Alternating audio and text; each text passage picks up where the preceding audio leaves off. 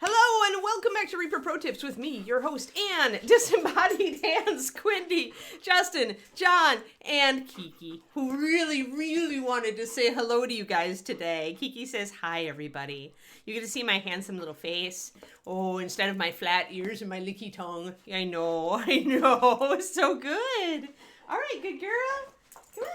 Oh, no nipples. Nope. Let's go. You know you've got your chew. Good girl. Good girl, Kiki. Good girl, yeah, good girl. She's like, if I was really a good girl, you'd let me sit and chew on you. There we go. Kiki intro. Daffodil just missed the Kiki. Ah. Hello, everyone. Hello.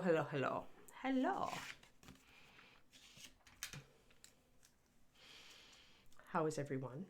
It is Wednesday? Tuesday or Wednesday? Wednesday. It's the 1st of March! Yes.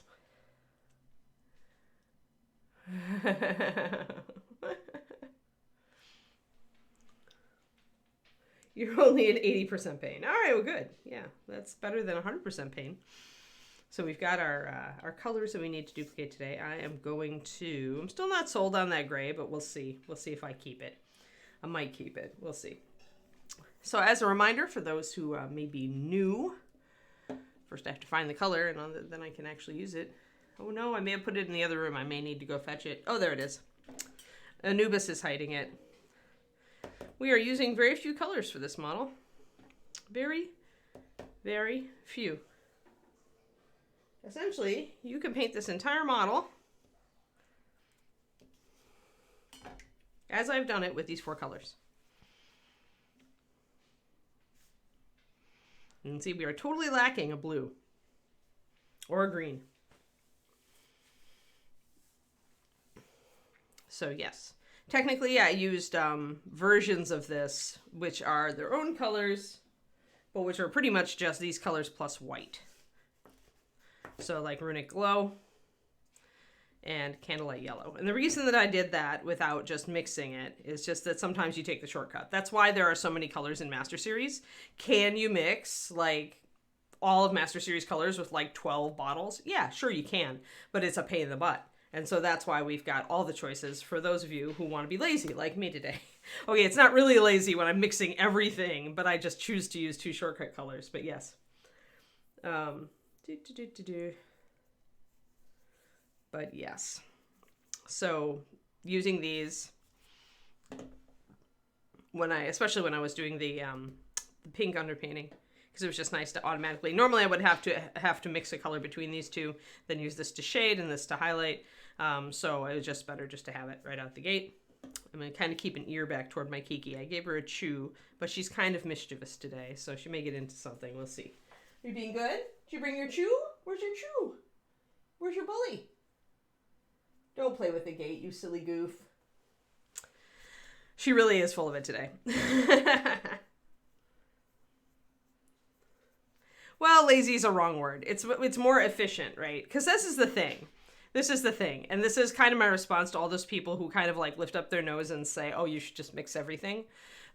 It's like, that's great, except it takes time.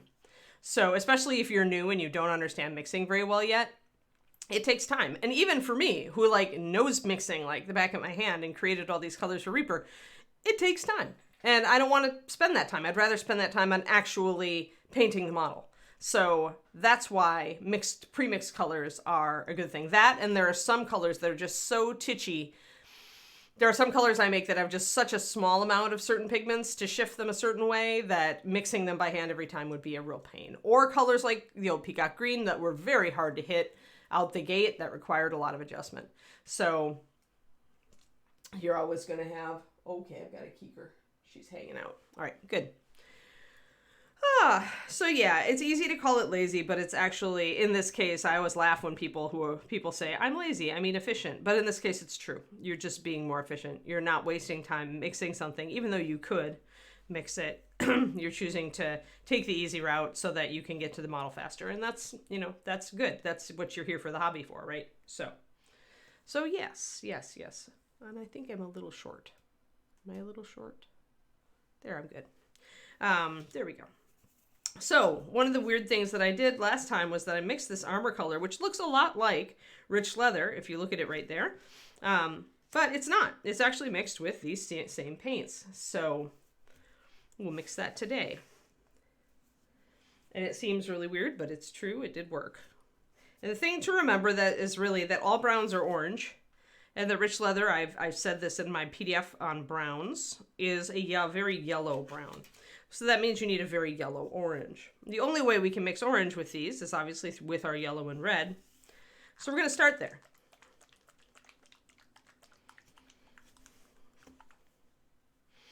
And because I know that magenta is a very high diffusing color, i.e. if you put a little bit of it into yellow, it will take over, I'm going to start out with a 4:1.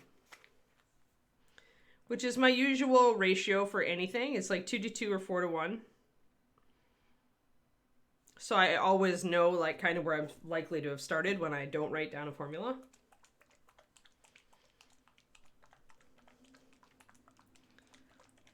You know, efficiency is not everything. I have particular like mental quirks that mean that I place a high value on efficiency, but that doesn't mean that it's like super awesome or anything. It just means it's what I do. If you decide not to be efficient and you live in a glorious mess where you just like want to have lots of options, like that's another style.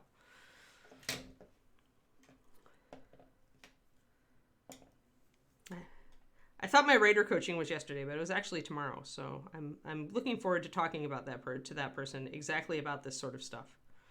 So all right, so we've got an orange. It's probably not red enough, but we may as well just start and see how we need to adjust it. So the thing to remember is that the way to make, I always tell you guys that browns are muted oranges. And muting, one of the ways to do muting is to add gray or black or the complement.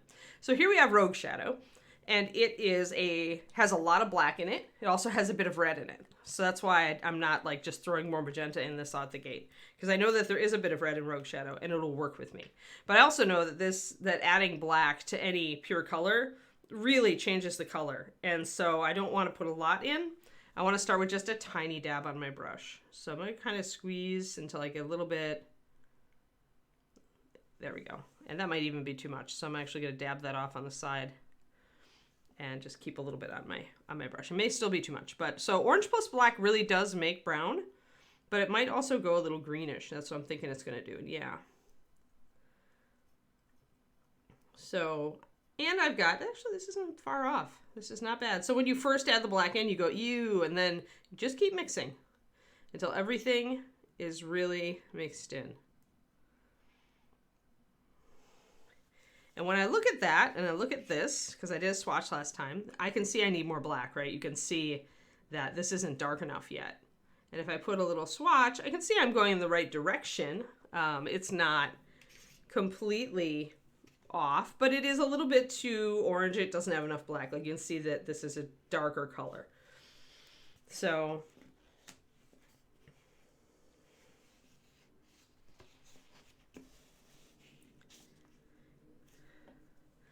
that said, what we'll do is we're going to take that little dab that I put back onto the side of the barrel, and we're going to pop that in there.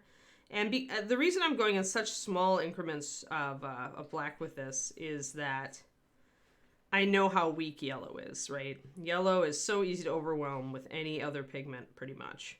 So that's why I'm just taking baby steps here, and I'm constantly looking at my swatch that I swatched down. And I'm going to grab a little bit more. Now we're getting there. When it takes on that slight greenish hue, that's actually what I want because it is what rich leather looks like. And that's the color that I use as the base for my NMM, gold and bronze and stuff. So this is what we're aiming for. That looks a lot closer. I'm going to put a dab of that on my card, and I can see right away that it's really close. So that probably is going to be close enough that we're good. I can see it's maybe a little bit more vibrant yellow, but then once it dries, that'll even out. So, all right, I think we're good. So we've got our base color. Oh, twitchy. Not seeing any notes on my end. Was that on Twitch's end, Quindy?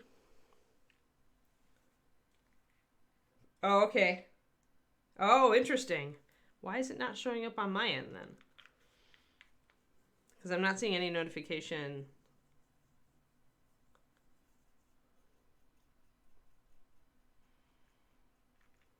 I'm going to add some water to this.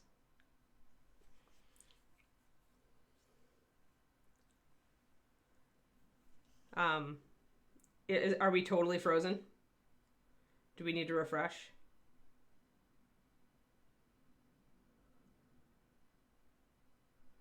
Tell Twistedoma, somebody get Twistedoma to refresh and see if it fixes it. Sounds like hers is frozen. Okay, so we've got a base color. You know, the more I look at it, the more I think I might want just a tiny bit more black. Yeah, sorry guys. I don't know what that was. We aren't scheduled to have any weirdness around here, and it's actually sunny. It is a little windy here today, but not terrible.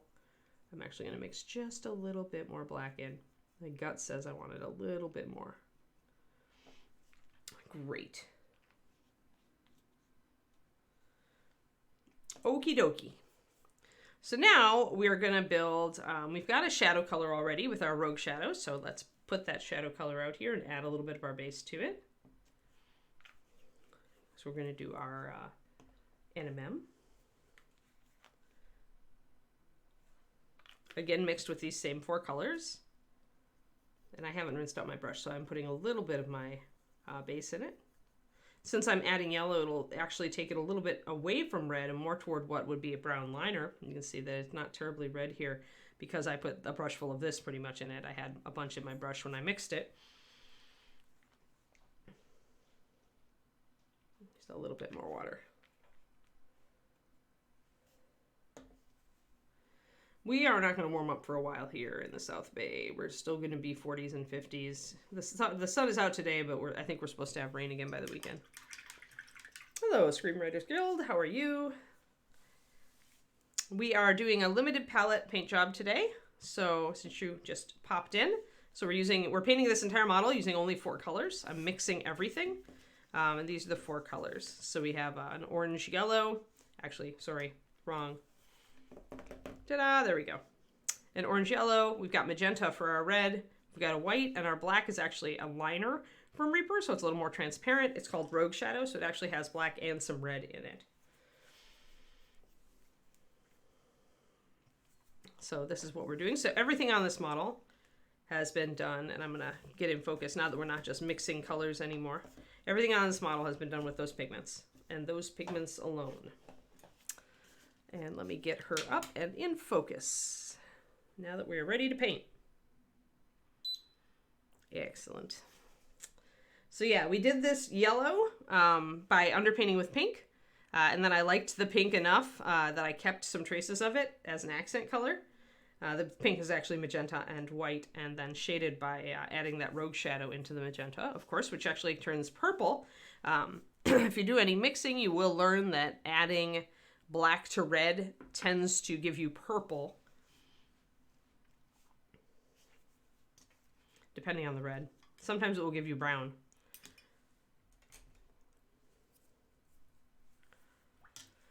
So now we are to the point where I need to do some non-metallic metals with just these colors. So the bronze armor is what we are working on today. I do want to, I think, go in with the shading first. So I'm using my Rogue Shadow. I've got that mixed in with a little bit of my base coat. I am going to get some pure Rogue Shadow here because I feel like I want a liner as well. So since I want my liner to be darker than my shade, I'm not going to add anything to this Rogue Shadow. It's going to be a very, very black-brown color. And I'm not going to thin it as much either. I'm going to pop just 1 drop of water into it. That's going to keep us with a very strong line. Very strong dark line.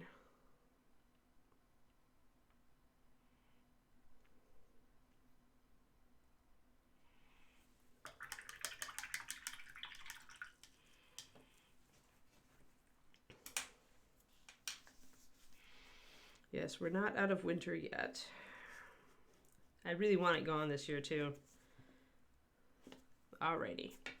So that's our rogue, straight up rogue shadow. You can see it is a different color, and I'm keeping it stronger. Alrighty, so let's do our lining and our shading.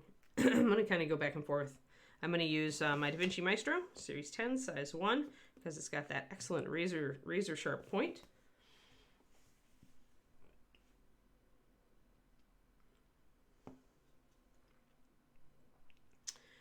Living in Texas, you should know by now, Twisted Oma, that you cannot trust spring.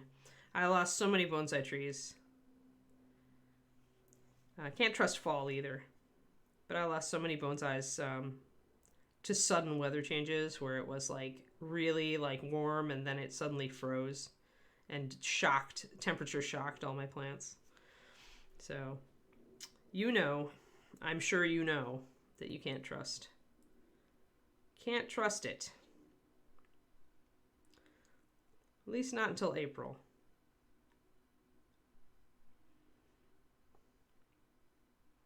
So we're just doing some lining. I'm not worried very much about keeping it super neat, but as with everything, when I talk about like being neat with your base coat and all that sort of thing, the neater you can keep on your first pass, the less you have to touch up. So it does save you time to try to be a little bit neater when you're doing your lining.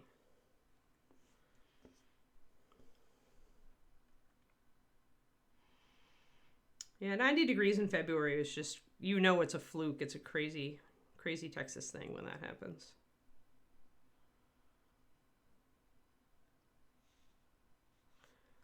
Especially when not that long before you had an ice storm.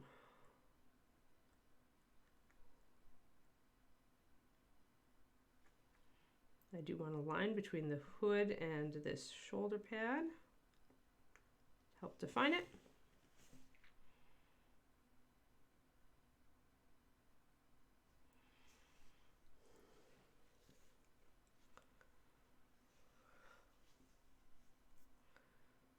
I already lined the mouth and filled in the eyes, so I don't need to do any lining on the face. Just kind of looking at the shield here. I think we're good on that. I need to get around this little cross.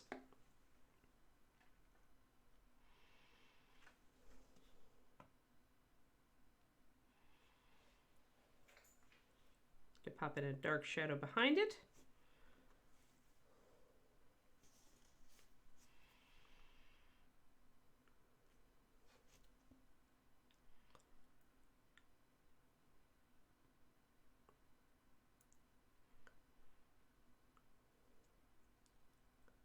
So I tried my new productivity thing yesterday, where I've decided that instead of getting a little done on a bunch of things, I'm going to have each day be a specific task, or a specific world anyway. Kind of like if you ever read Ream D by Neil Stephenson, and the main character is like, I think it's Ream D. Or maybe it's not that, maybe it's, I don't remember which one it is, but it's the one where his main character like has different colors that he assigns to the day, and the different colors are like his different worlds. Like whether it's work or family or stuff like that. I think maybe he was onto something. So yesterday I made to be just for working on my new story, and lo and behold, I finished it. So perhaps there's something to this whole focus on one thing per day thing. So today is all about reading through the proof of my novel to make notes on the last corrections.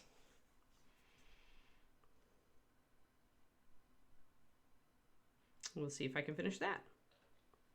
All these things have been like just dragging on because I've been doing little bits of all of them every day. Yes. Yeah, I mean, I've been sitting there struggling with that story for forever, and I should have just sat down and just focused on it for 3 days. Or 2 days. I did a big section of it on Sunday at my writing club. And then I finished it up yesterday. So I did set it aside, and I do need to go back and reread and edit and everything, right? And letting it sit for a couple days so that it'll be fresh.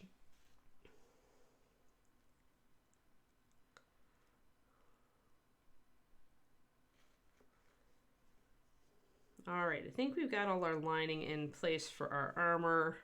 Oh, except for back here.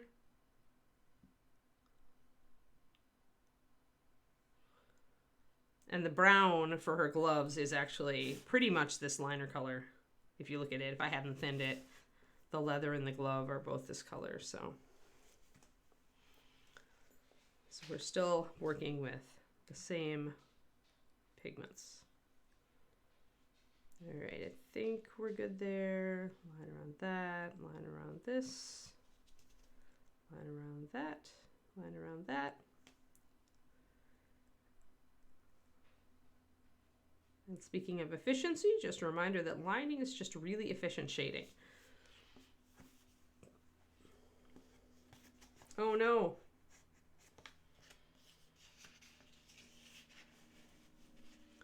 Again, I'm not seeing anything on my end. Let me look. Let me look. Nope. No notifications on my end. Weird.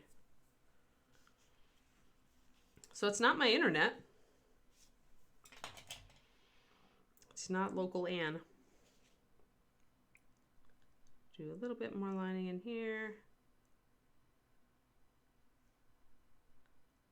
And this gray is also mixed by using those same colors.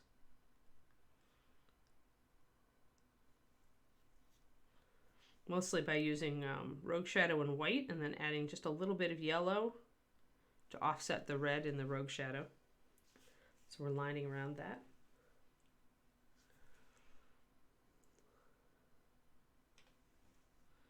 Yeah, sorry the Twitch is twitchy today, folks. And when we're working on our favorite mini too, at least my favorite mini right now. So I'm just doing a quick line between all the flanges.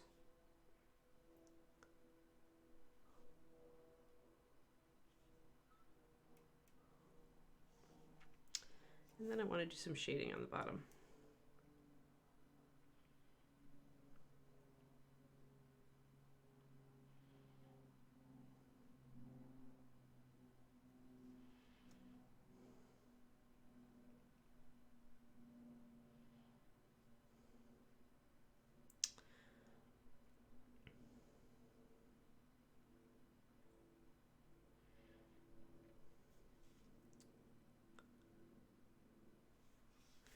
Alrighty. There, we got that lined out, so that's good. Everything looks nice and tight now. Now I can work on highlighting the bronze. So we will work on this now. So we're going to take mostly our yellow. I'm probably going to use the yellow plus white version, so candlelight, just pretty much lantern plus white.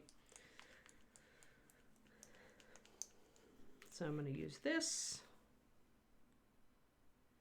I'm going to do one color, which I know I've talked before how I don't use yellow ochres for NMM anymore. I just mix the color that I end up mixing looks like a yellow ochre, but has more transparency.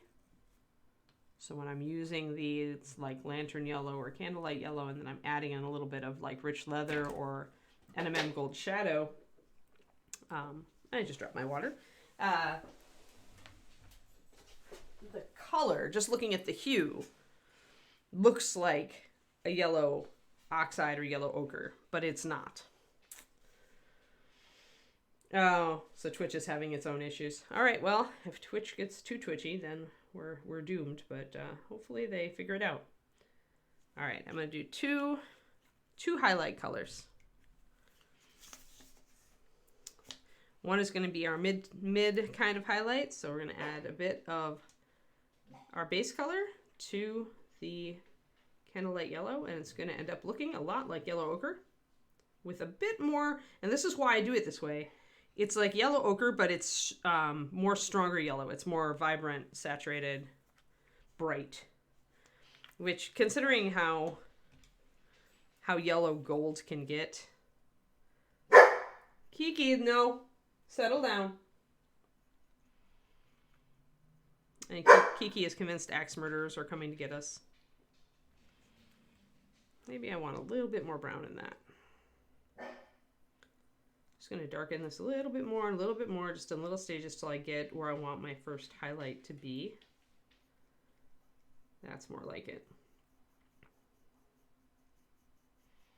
And then I need to thin it down a bit because it's fairly high coverage. Yes.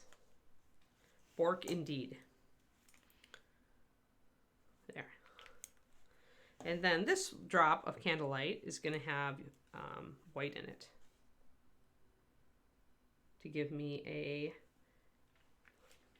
highlight that is one step down from pure white. Oh no.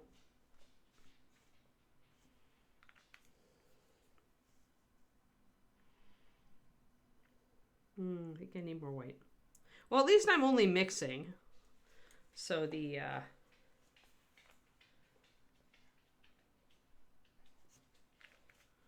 so it's not like I'm doing anything like terribly fascinating or interesting right now.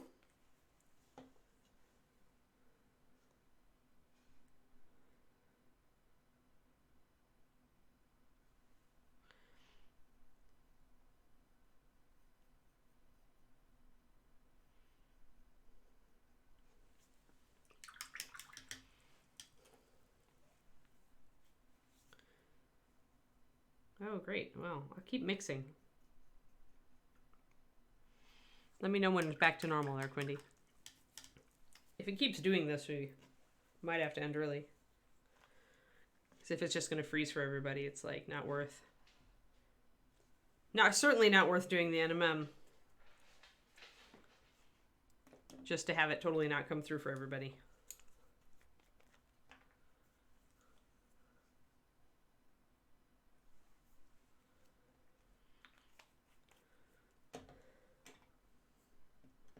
Like, seriously, Twitch, reboot your servers.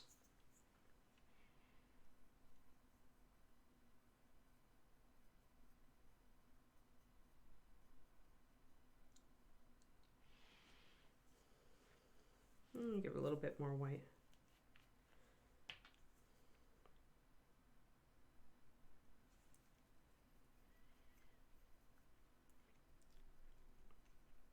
Meanwhile, I'm just mixing all my colors, because I figured that way you guys wouldn't miss everything.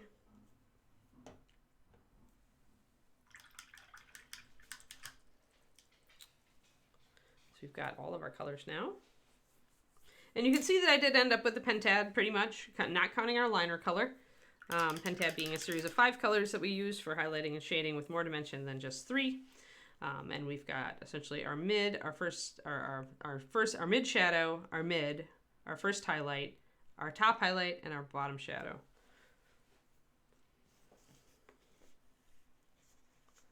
Yeah, are we just doomed, Quindy?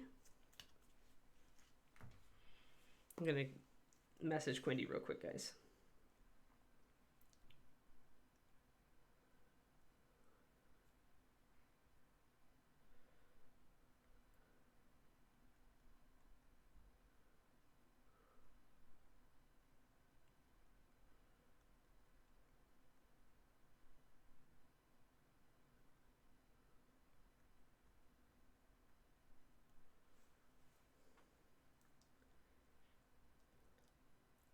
Yeah, it's so intermittent, right?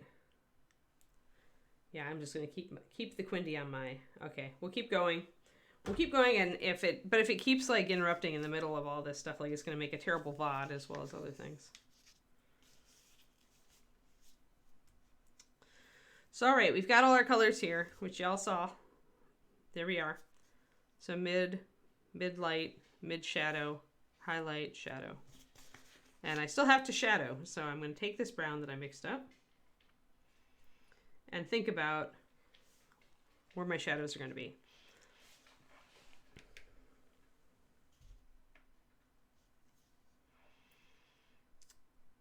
All right, so on the breastplates, it's a rounded surface, so you're going to put a rounded shadow right under. You're going to leave a little bit of light. You can kind of see how there's like a little strip of lighter, then there's dark, then there's the top. So the key to where to put your shadow with NMM is always imagining where your light is. And imagine as this breastplate curves away, you see just where the light would drop off, where the shadow would start. So after it peaks and then it cuts back, it's right at that cutback line that you add the shadow. With little things like rivets on flat surfaces, just pretty much put a shadow all around the rivet or paint the entire rivet in dark. On a rounded surface like this, you're going to have shadows in bands. You have light coming down and then a shadow. We don't have room for another shadow over here because it disappears behind the shield. But it's pretty much going to fall under this breast. These are also truncated cylinders because if they kept going, they would be like a big cylinder, right? So we've got a highlight and then we're going to have a shadow. And we're going to have a shadow because the highlight will be up here and here.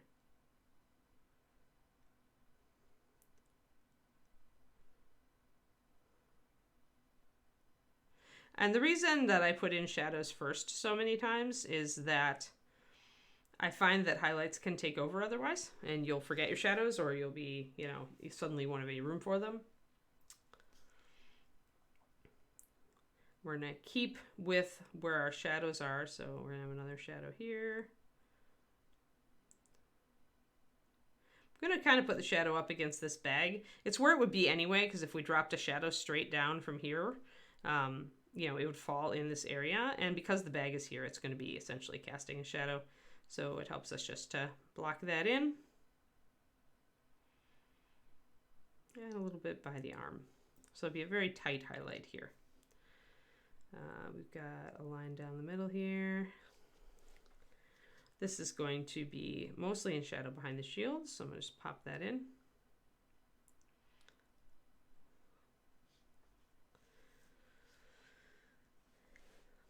This is actually not, if it wasn't so obscured, it'd be better if it didn't have stuff lying over the top of it, but this isn't a bad mini for practicing some MM. It could be better, but there are some areas where it would help you practice. So this rim around the shield is also a cylinder, right? It's if it extended, it would be a long cylinder, but because it's been sliced into this really thin cylinder, so we're going to have essentially this one's a little bit more like, let's take a look at it. So if we kind of move it so that my overhead light is hitting it, we can see that this top part is all light and the shadow starts here. So looking at that, bit of a shadow, And what I tend to do with cylinders is there's going to be light at like the cardinal directions. So we're going to have a highlight at the top, and it's going to be broader because this entire area is facing up. Then we're going to have a shadow. Then we're going to have a bit of reflected light that's split up with another shadow. More reflected light coming up from the underside, especially from this white cloth. And then we're going to have another shadow. And then up here, this is all facing up. So we're going to have a shadow, but it's not going to be quite as dark. I'm going to actually...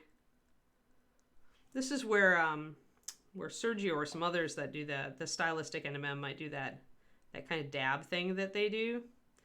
Where you just do the little streaks instead of a solid bar of shadow.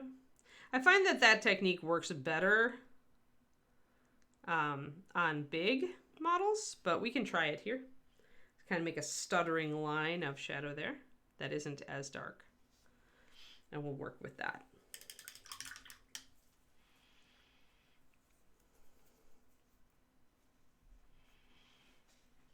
Okay. Then we've got to have shadow interrupting the bands going around the loincloth. So usually what I do here is right when it comes out from under the whatever's it's above, I'll do a tiny shadow. Then it's going to hit a highlight. Then it's going to hit another band of shadow. Down here it's going to be swinging out usually as the model moves. It's going to be catching the light, so that's going to have a highlight right next to it, where it's kind of curving in, where we've got a shadow coming down this fold. We're going to have a shadow in the gold as well. Same thing over here on the other side. You can see there's a highlight down here, so there's going to be a highlight. There's a shadow here, there's going to be a shadow here. Back over to here. Another shadow, tiny shadow. You always want to alternate. Try not to judge your shadows before you have some highlights in place. They might look wrong Only if you put highlights in place and they still look wrong should you listen to your gut and start trying to adjust it after making sure you have your highlights in the right place. It's relatively easy to adjust shadows. So I'm just hitting the little rivets on the little holy symbol there. I know I can pick out the details with light, with highlights, so I'm not worrying about where my shadows are so much. I'm just hitting the rivets, making sure that all that is, and then that middle section, which is rounded, I did the same thing I did up here, where I put a rounded shadow. Commander Salamander, this is my old faithful one I always use, almost always use. This is my #1 Da Vinci Maestro Series 10, which is their standard round. I've been using a bunch of different brushes lately. I've also been using a Raphael 8408 0, and I've been using lately, because I ordered it just for kicks and it hasn't betrayed me yet, I've been doing a Winsor & Newton Series 7 size 0. So any of those brushes you may find me using at any given time. I also have been using, because I love Da Vinci and I am rather a Da Vinci fangirl, for the bigger models I've been working on, I've been using a #2 Da Vinci Maestro Series 10. So one size up makes actually a lot of difference. You can see it there. The 1 is on the left and the 2 is on the right. So it's a very significant size jump from the size 1 to the size 2 in Da Vinci.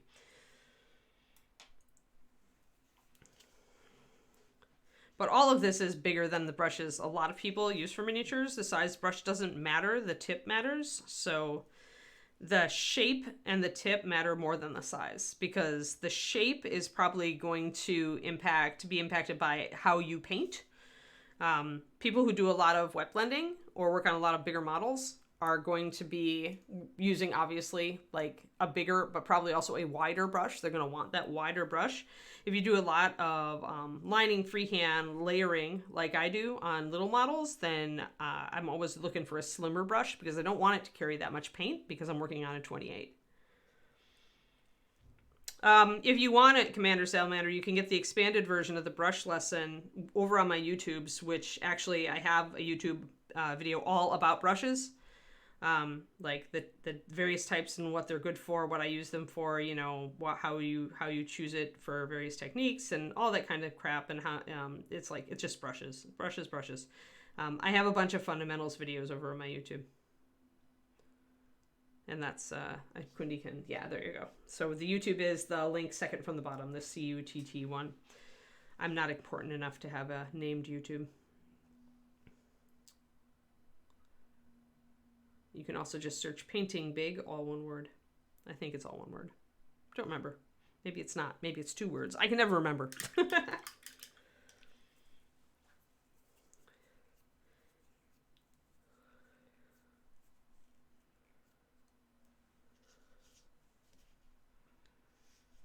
I don't think we will, Twisted Oma. I'm not willing to pay $400 a night. I could go to Hawaii for that money. Much as I love ReaperCon. I still haven't talked to Ron, though, about artist blocks.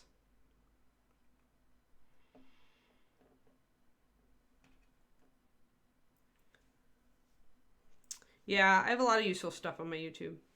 The only techniques I haven't covered on the YouTube are wet blending, layering, and glazing. Those are the three that I should put on my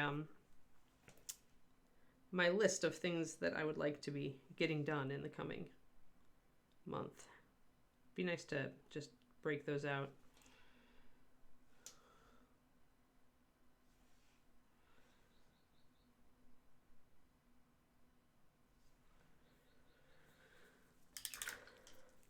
But yeah, in general, Commander Salamander, as I usually say, thicker brush, thicker paint, thinner paint, thinner brush. So I use a lot of extremely thin paint. I use a well palette instead of a wet palette, and I use the well because I usually want my paint to be much thinner than I can get it on the wet palette. I want it to stay at consistency, and I want to be able to do like subtle things like small, tiny micro highlights and layering, and not have to fight with my brush or my paint consistency.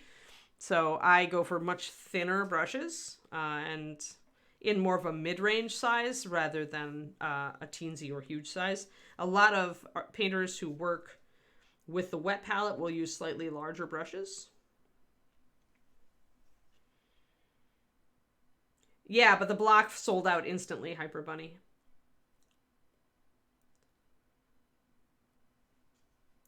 The con is big enough now that the block evaporates pretty much within less than an hour.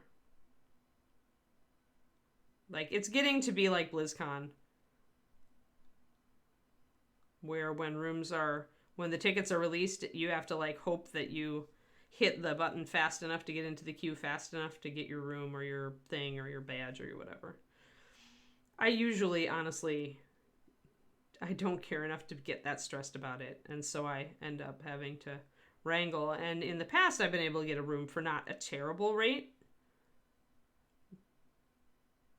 with my Hilton Honors, but this year, no way. Not for love or money. Interesting. I heard it sold out much faster than that, Hyper Bunny. In which case, nobody told me. I totally forgot because I was out of town. I forgot that the rooms were going on sale.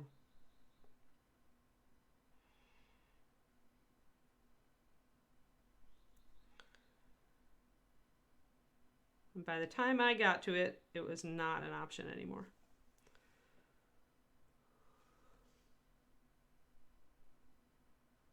So we're just doing a little bit of blending in with our first highlight just to start bringing things up. Wouldn't show you the con rate, yeah. Oh, so that was malfunctioning. Interesting. Yeah. Yeah, because they're not the ones running their computer system, right? It's the main Hilton people, probably. So there was nothing on site that they could do to change the online reg. That's a shame.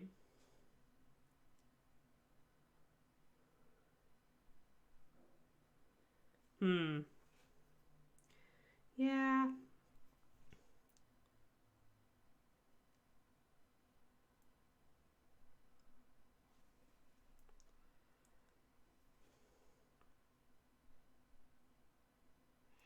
Yeah, we just won't stay at the Con Hotel.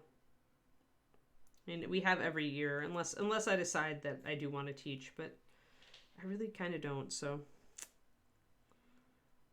not this year. Okay, so that got way too, I haven't thinned my yellow enough, so I can see brush strokes way too much there, so I'm going to paint the previous highlight over the top.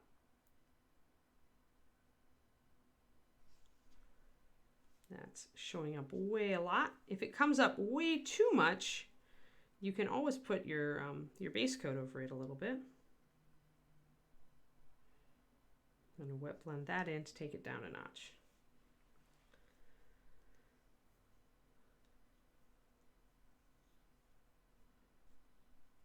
Yeah, it's a bummer, Thormel.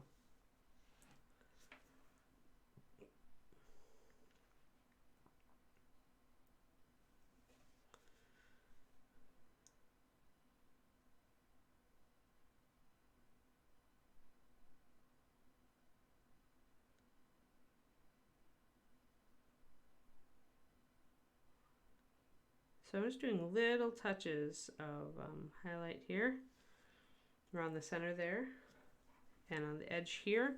I do need to thin that bright yellow though. That yellow plus white is very, very strong because Candlelight has good coverage already, and then you add in all the pure white I added and you get a lot.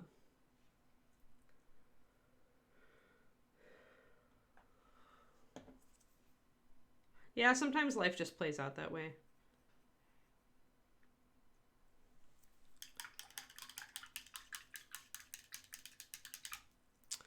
This fall I'm headed for like a crazy juxtaposition because I had points I had to use.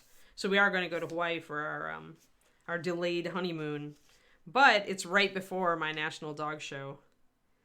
So I pretty much get home from Hawaii, have 2 days, and then Kiki and I get in the car and drive to Colorado.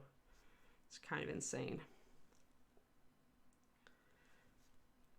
Unless I just decided that much as I really want to go and see my friends and support the show, but it may just be too much stress. Plus it'd be like 2 weeks off work almost. 2 weeks without an Ann stream.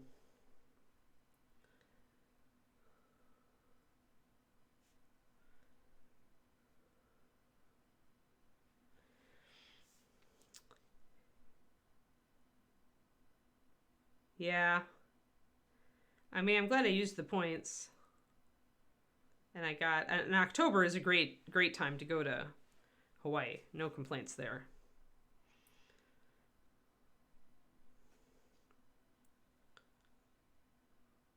I really can't wait. But it is unhappy that it butts up against the dog show like this. Just put a little extra on the yellow there. All right. So now I've got this yellow figured in. I can come back up here and continue working on highlighting. See if this has thinned it down enough. Yeah, I think so.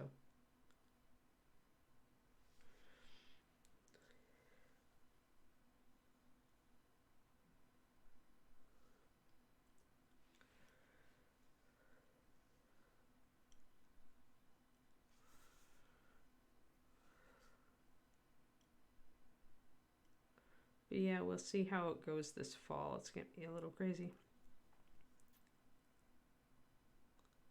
And that's like not long after ReaperCon, right? We have ReaperCon right at the start of September, and then we've got Hawaii mid-October, and my dog show is the end of October, early November. It's like I'm going to have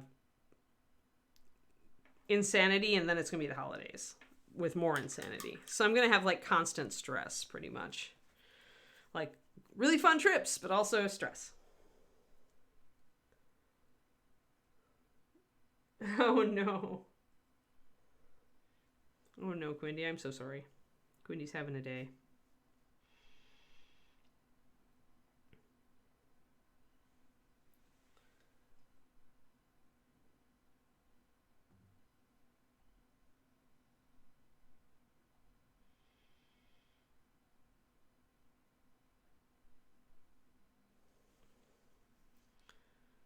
Okay. I want a bit of light converging like here on the edges.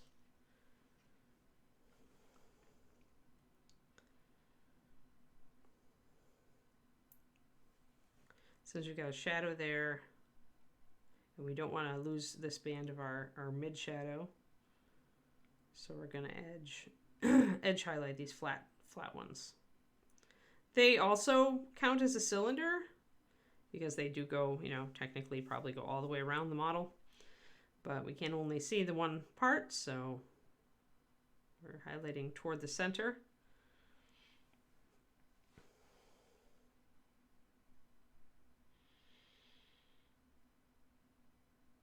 Yeah, fingers crossed. Yep, bye Crowley. Thanks for hanging out.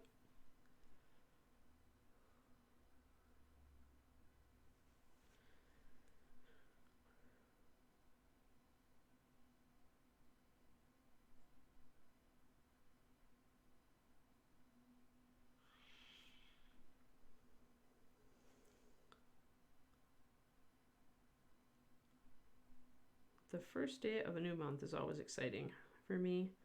It means I get to like brainstorm what I'm going to do for the Patreon. Although I have usually a few things in place by now, and I do have a few things in place for this month already. I just need to figure out my $10 PDF. Oh wait, no I don't. I already know it. Haha, I do have everything in place. Yay.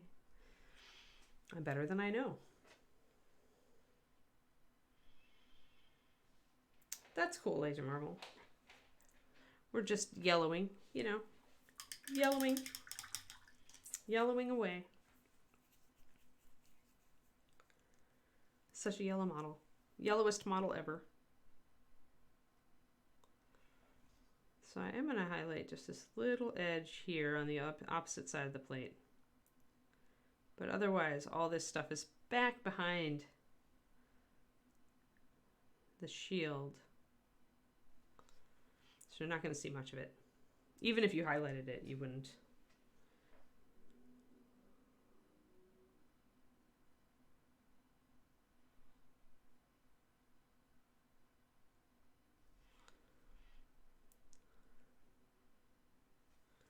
The armor is starting to get there.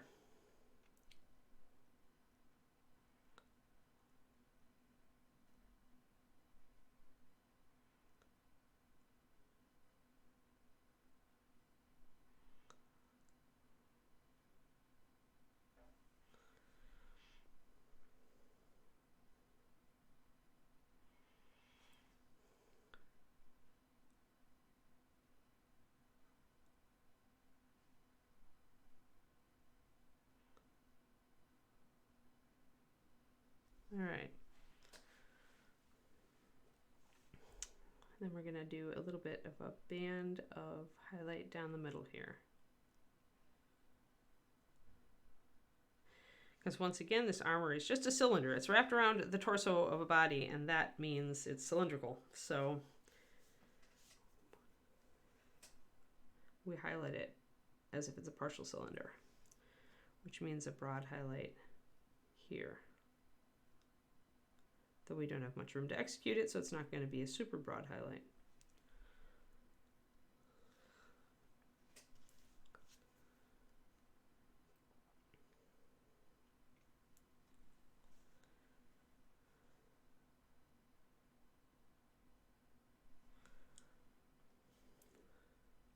It's getting there.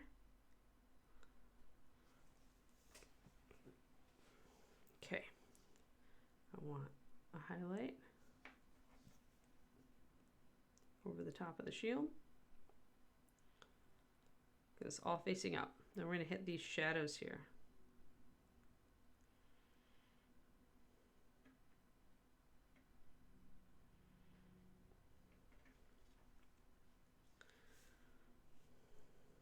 And we've got a little bit too much.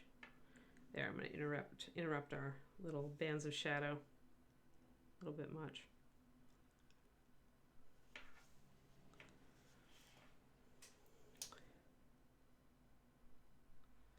Highlighting, and I'm going to interrupt those shadows again.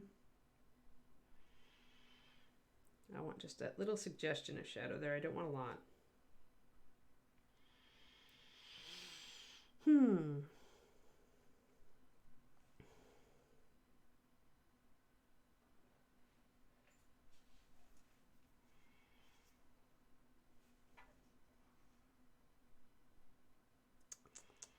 I have to really think about it.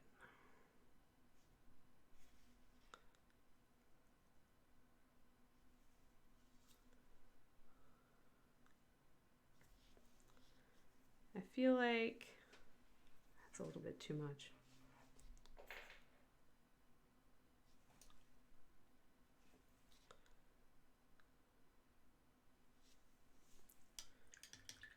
Decided I misplaced my shadows and I don't want them there. So and the reason for that is that this is where the light drops off the side of the shield, so I need this to be a highlight, not a shadow. Sometimes you have to like look at what you've done and just say, wait a minute, misplaced. On a big surface like this, it can be very hard to figure out like where am I supposed to put my highlights, where am I supposed to put my shadows. And a lot of times it's just like kind of go with it and see what it looks like and do it until it looks right. If it looks right, then you're at least close.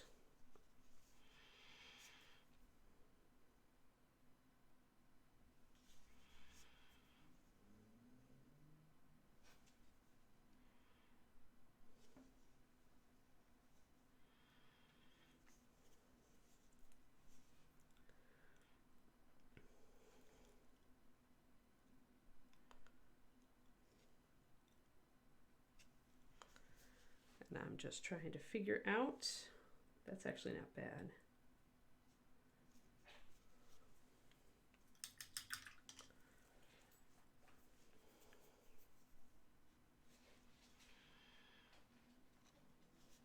Not too bad.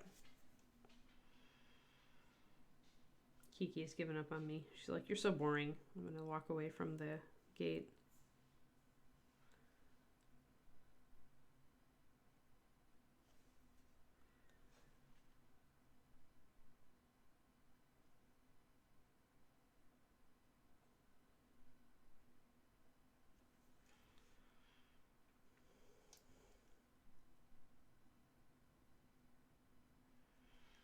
So just a little bit. I'm focusing in on that light there.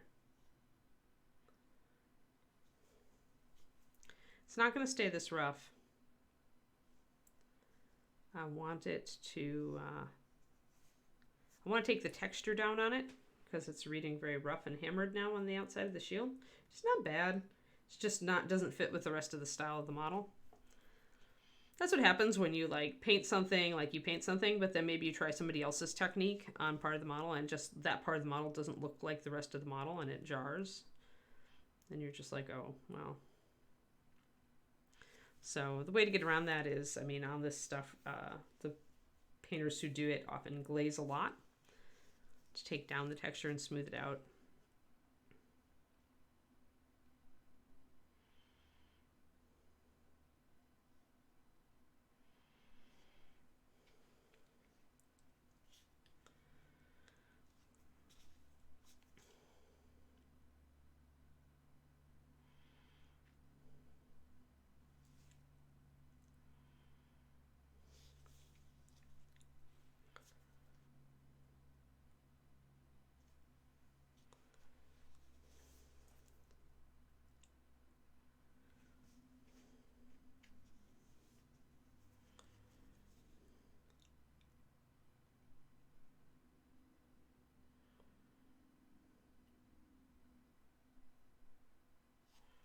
All right, a little bit on that. That's not too bad. Yeah, but it doesn't match the rest of the style of model, Twisted Oma. If I wanted her to look, combat ready, I would have done this to everything. So this is something that can jar when a viewer looks at your model. If you make that rationale and you're like, okay, well, the edges of the shield would be really dinged up, but why is the face of the shield flawless, right? If I do a rough effect one place, I have to do the rough effect everywhere. Especially because, you know, there's other places I could dirty up and do all that. I don't want to with this model. I want her to look pristine and clean and like Dawn Sun Priest, you know, flawless kind of thing. So sure you could, but if I were to do that, I'd do it on everything. This is the kind of thing where it would, like, at ReaperCon, it would be like, well, why isn't it everywhere, right? It might lose you a gold and put you in a silver because you're doing one style on one part of the model and a different style on the other side of the model. So that's the danger of that. When you do something like that and it looks very off, very different, is that you confuse the viewer. If you confuse the viewer in a competition piece, then that can cost you.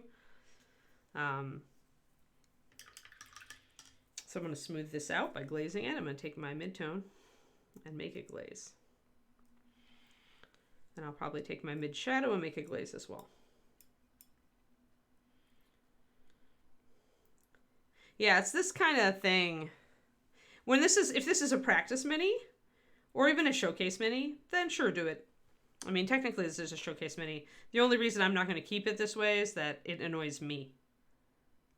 And since I'm the painter, I get to like choose whether to change something when it annoys me.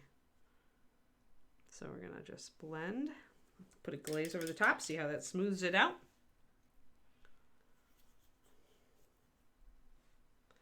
Oh, yeah. Happy snow day and have a good lunch, Chibi Amy. Thanks for coming. It's good to see you.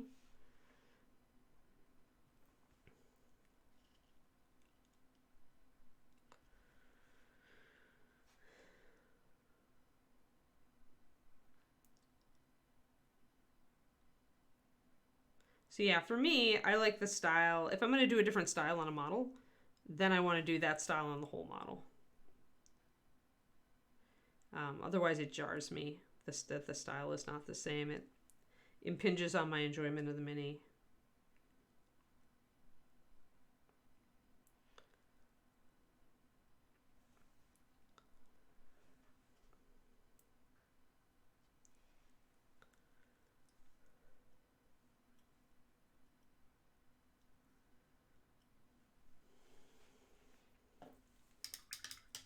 And some people would look at this model and say, "Oh, it's too clean. It needs to be like beat up everywhere." You know that, but that wasn't my goal when I started the model. Especially not once she turned into like some sort of like sun priestess type. Then I wanted her to be like really, really flawless and shiny. Grabbing some of my shadow, my mid shadow, and popping that into a different well to make into a glaze with a few brushfuls of water.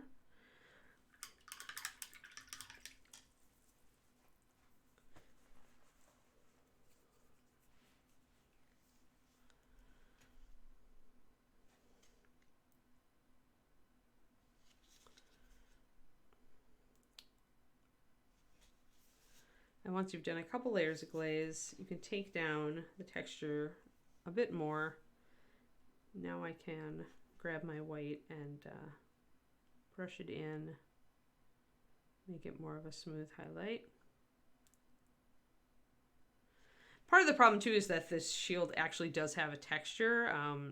Because of the molding, there was actually more than a little texture here, and it was actually difficult for me to take off. So it still has artifacts. I'm trying to like minimize those with paint plastic surgery.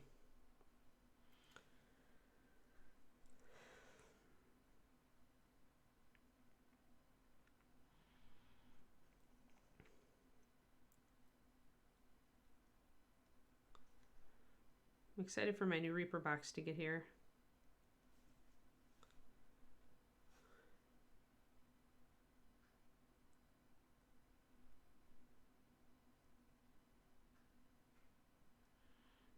This actually would have been a good color scheme to use on the Kathy Wapple figure with pink hair.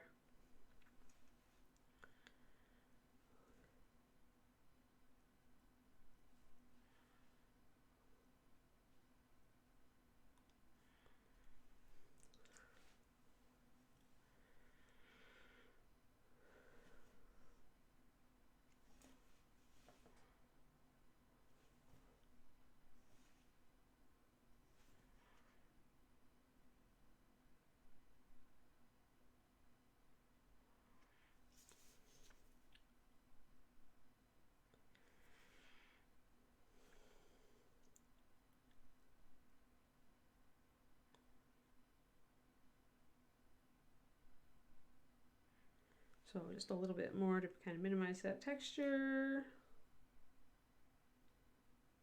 It's true, I did want to paint more yellow. Maybe Kathy Wapple is the answer to my yellow. We can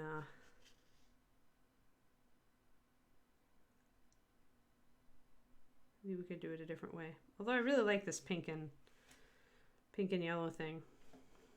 It's grown on me. I was dubious when I first tried it. Now I'm like, for certain models, I think this is perfect. I wouldn't do it on every model I wanted to do yellow on. So we need some more shadow there. Little bits.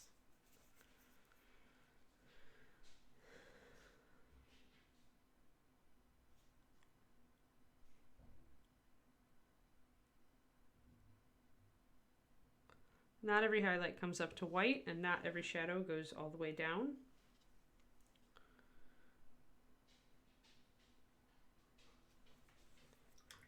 You kind of want to change things up from time to time. Oh, Switch being stupid again.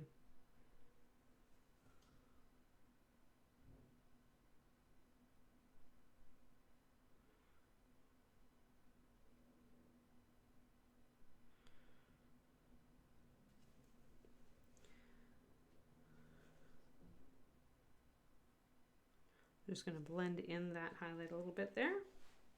Leg spike. Jeez.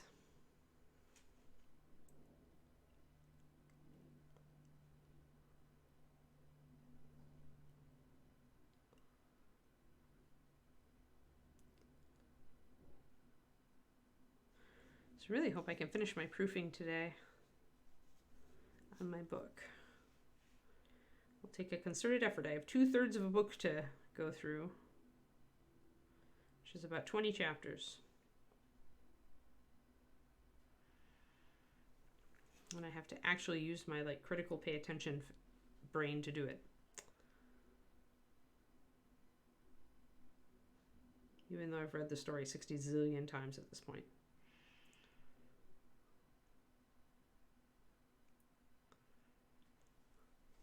A little bit of a highlight there, but not up to the level of this.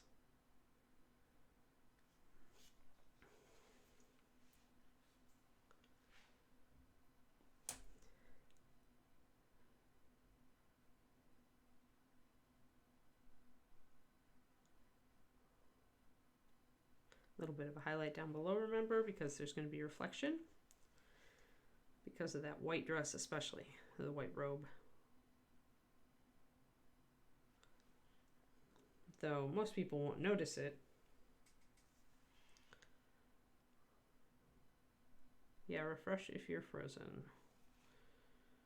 Or if you freeze.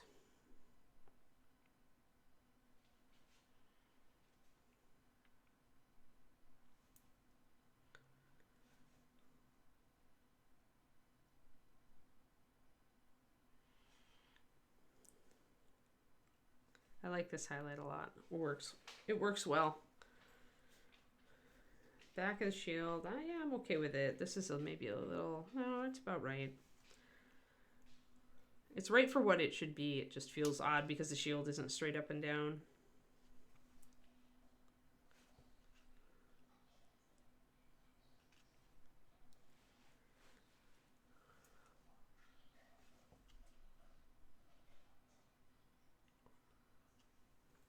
And this shield is definitely the most persnickety part of the NMM.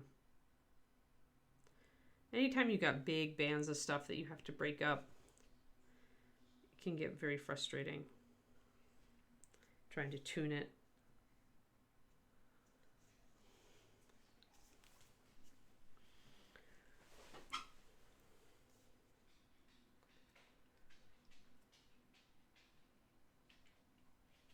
Oh no. Twitch has it out for you today, Wendy.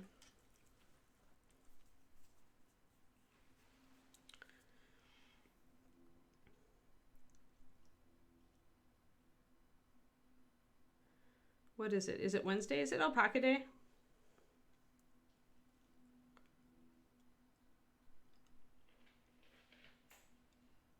Ray Keekster, you doing okay? Yeah? Good girl.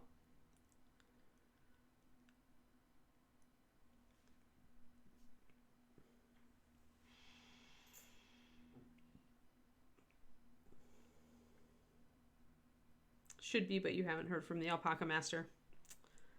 The Alpaca Lord. The Prince of Paca.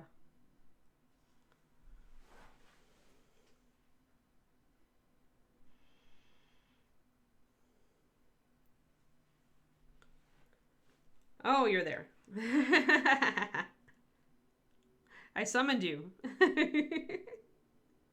Okay, cool. Well, that's good, Luca, and good to know that you're here. I will... Ah, man, that's just annoying me. The shoulder is annoying me. Hey, Pendrake. I'm glad you made it. Just doing persnickety color mixing on the model where we're using four paints to paint the entire thing.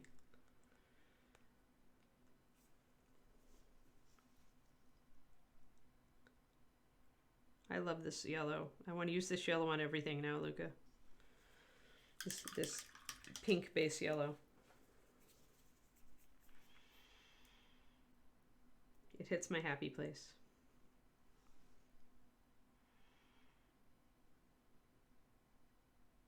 I need to find a bigger model I can do it on. It is very fantasy, right? Ooh, maybe I should do the new, the Big Child lady. I think she's a Big Child lady. Is she a Big Child or is she... It's the one where they did like the moon. She's like a moon thing. She's got a bird on her arm. David's actually doing her as a fire witch with a phoenix, a smoldering phoenix. I think it's Big Child. Yeah, maybe I should do it on that. Maybe she's super fantasy. I could do her in yellow. Boy, that would be a lot of yellow. A lot of yellow. David bought one. It's a present from him for me, and he bought himself one as well. He felt he couldn't buy himself one without buying me one. Yeah, like she's holding a phoenix. Yeah, I saw you working on that on a stream. His is much more subdued than yours. It's interesting to me because my husband, David Diamondstone, you know, and he usually is very much, I would say his colors tend to pop more. But it's weird because like I almost feel like he's adopting certain bits of his style and I'm adopting certain bits of my style and I'm adopting a little bit of his. Because he's gotten more muted and I've gotten brighter. And trying to do more like strong lighting stuff on my big stuff. It's very funny. Francesco, when he saw us quibbling together at Adepticon last year, Just laughed because he thought our back and forth was funny. We weren't yet married at that point, but he said we sounded like we were.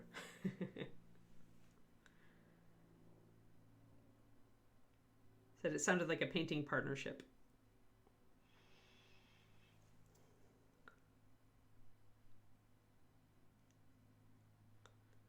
All right, that's a little better. Let that stand out.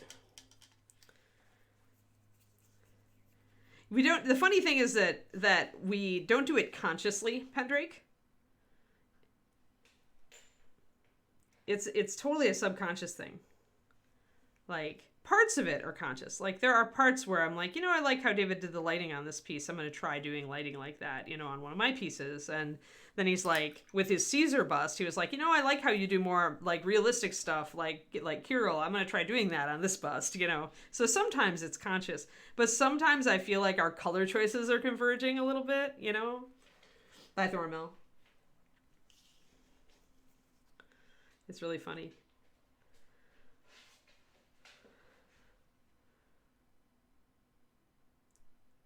So did you teach, I forget, Luca, did you teach your girlfriend to paint? Or, oh no, that's Sergio, I think, who taught his girlfriend to paint. But I wondered if your significant other painted or not.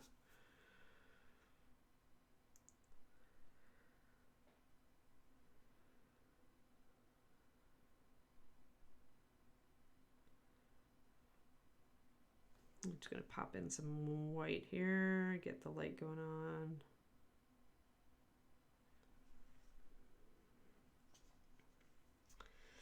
And we've got to get our brightest highlights popping in here. And I got to blend that in. Started painting by watching.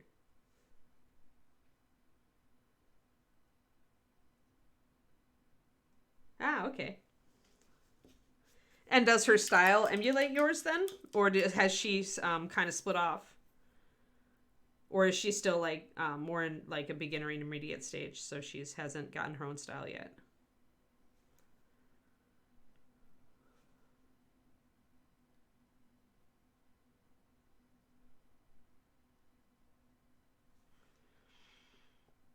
I always find that's one of the most fascinating things for me about the hobby. It's one of the things I really love to do is I love to analyze style.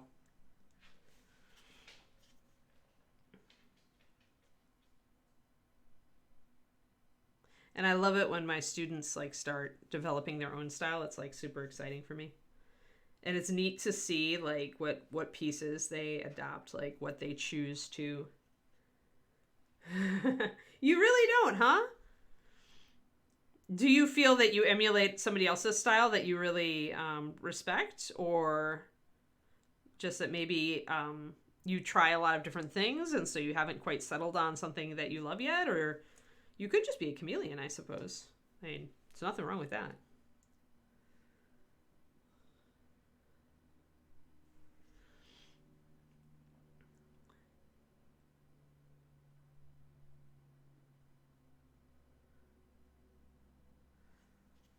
It's interesting to me that you don't think you have a style. Now I want to go run off and look at a whole bunch of your models together and see if I can find one.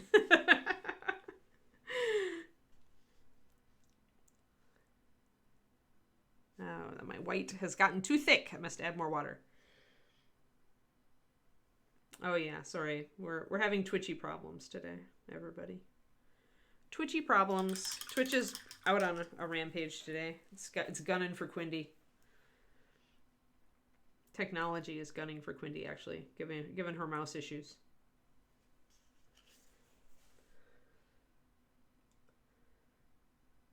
Yeah. Yeah. Okay. Yeah, value key, yep. Color, palette, brushstroke, yep. Yeah, all those things feed in. Ah, I see. Okay. Yeah, so you like to flip around. So you're maybe a chameleon where you like exploring different styles and different types of brushstrokes and different color palettes. Yeah, that's cool actually. You have a voracious brain and it doesn't want to be nailed down. Yeah, that's cool.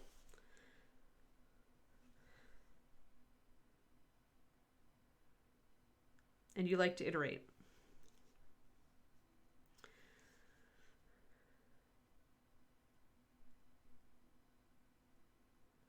it's interesting to me because I think it shows a very open-minded painter person, because so many of us kind of settle into a rut where we try everything, but then we settle on the things we like the best. And our style does evolve over time. It's not like my style is the same as it always was. It certainly isn't. But we tend to just be drawn to certain palettes, certain brushstrokes, certain tools. And so that tends to keep us in a ballpark, right? And maybe we get a little closed-minded about the stuff that we tried once and then just kind of discarded, unless we make ourselves go back and reassess that, right? Chameleon fits you. You're so funny. You cannot refresh when you're just dead. We cannot reset, Luca. Oh, come now. He's refreshing enough, isn't he? Hee hee. But yeah, I think that, I mean, that shows that, I think, a sign of a very open-minded painter, because, I mean, I even fell into the trap for a while where I was like, oh no, I tried that a long time ago and I didn't like it, right? But now, I like to think I've gotten wiser. I go back and I try different things over time that I've tried before, but I try to come into it with a fresh look now that I've, I'm older, wiser. I don't know, more set. Try not to be so set in my ways. Alrighty. Just trying to get this. When you're working on such tiny minis, it's hard to get sometimes a focused little highlight while you still have a little blend.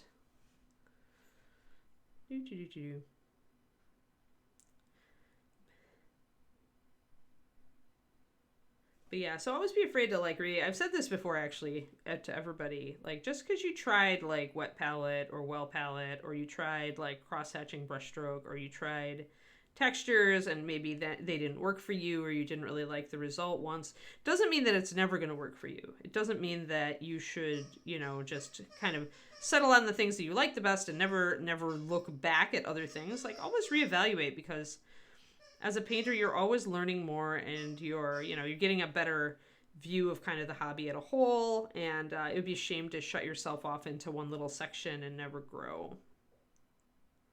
And even if you go back and you still decide that you don't like the thing, at least you looked at it with new eyes, right? So, breastplate. Preference for models. Oh, yeah. Yeah, for sure. Me too. I mean, David can look at a model and he'll say whether it's an Anne model. He likes ugly minis. That's what I always tell him. He likes the ogres and the trolls and the really chaos and, really kind of gross models sometimes. And I definitely like the pretty models, but what are you doing, dog? She's trying to get my attention. She's like, is it time for our walk yet? Is it time? But yeah, types of models, I feel like I'm also kind of in a rut.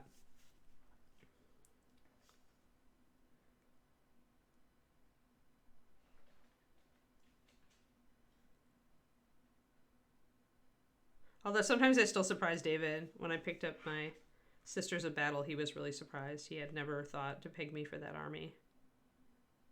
But I like their aesthetic in some ways.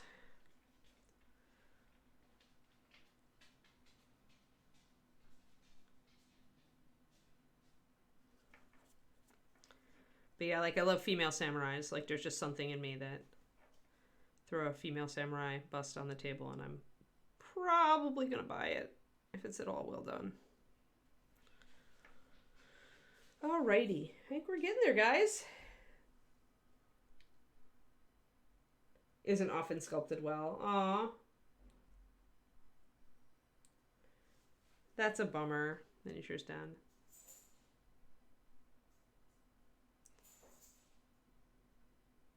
I guess I can say that. I mean, knowing you, there's an innuendo in there somewhere. But but I could say that about animals, because I love animals, and I would paint more miniatures with animals, either in them, worked into them, or as a part of them, or subject matter. But so few sculptors seem to do really good animals that I get kind of annoyed. I'm really persnickety about structure because I draw also, and my subject matter has always been animal heavy, and so if I see a miniature of a dog and the structure is wrong, I just get so annoyed.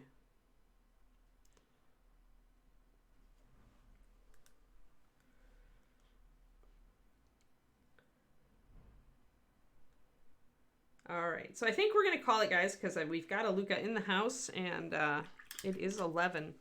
I'm gonna just put a quick kind of glaze of my mid in here, just a little bit to yellow it up.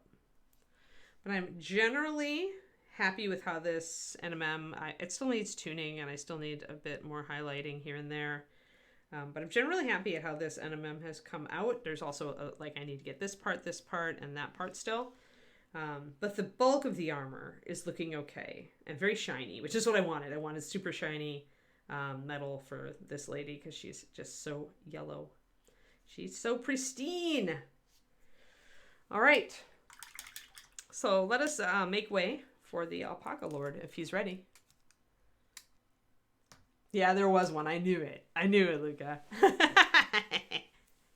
I'll just let that...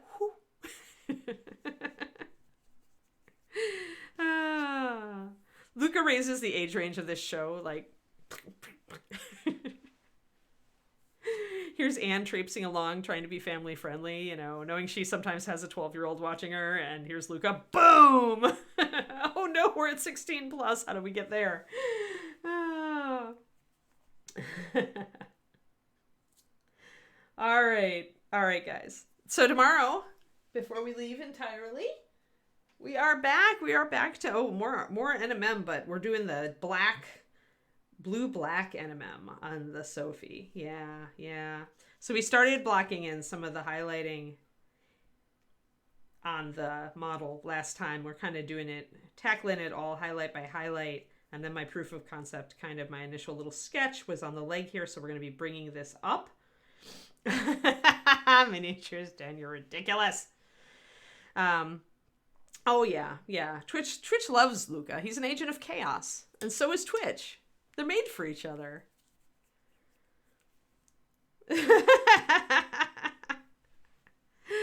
Oh dear. So yeah, so tomorrow's Sophie Day, everybody. Come on back and hang out. And thank you, everybody, for tuning in. And I'm going to leave you to Luca now. Yeah, I know you can't wait. All right, Quindy, you ready? We're gonna do it. We're gonna push the button. You got it. All right. Thank you, everybody. Thanks, Luca, for hanging out. You're fun. You're fun, even when you're crazy, which is all the time. Yep. Adios, everybody. I'll see you tomorrow.